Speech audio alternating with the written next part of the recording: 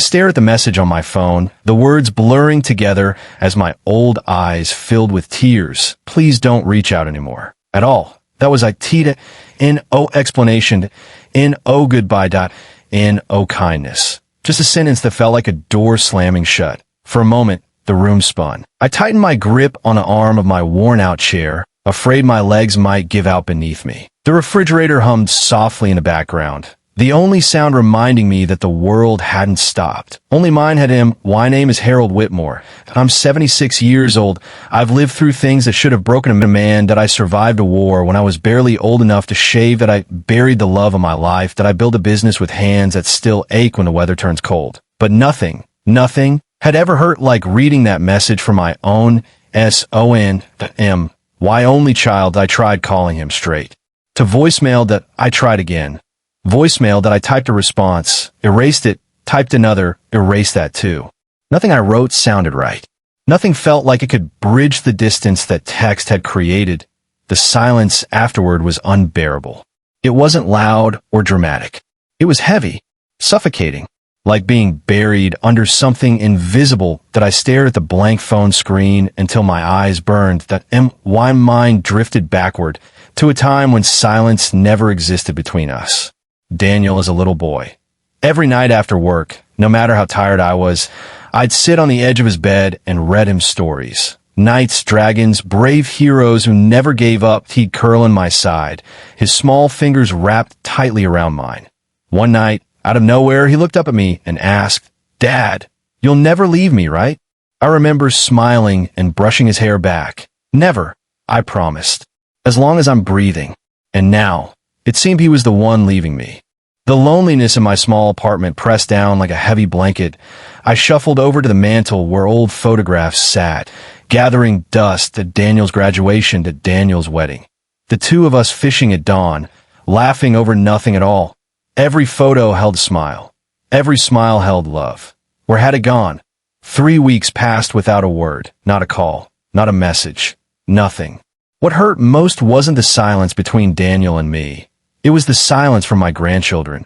Their laughter had always been the light in my later years. I had been there for everything. Every birthday candle, every school play, every scraped knee and bedtime story. Being a father, being a grandfather was never a duty to me.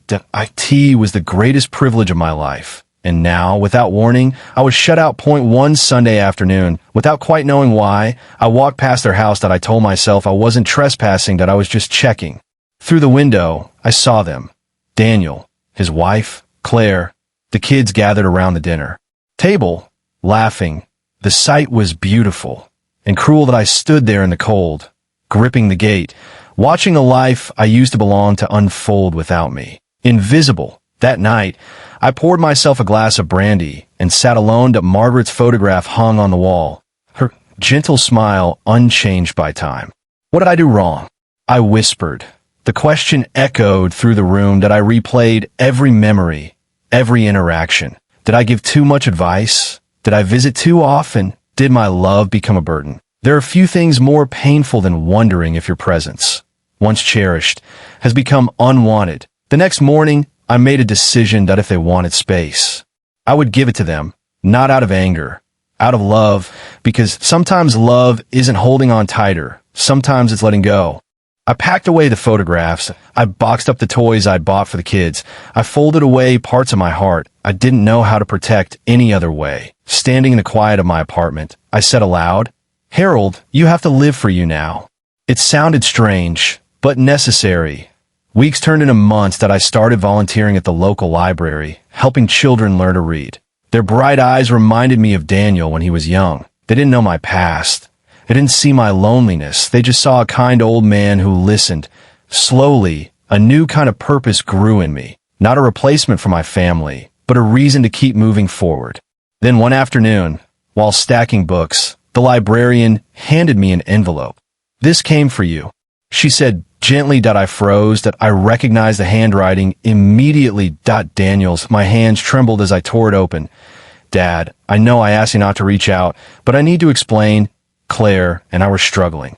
We felt suffocated, not just by you, but by everything." I panicked.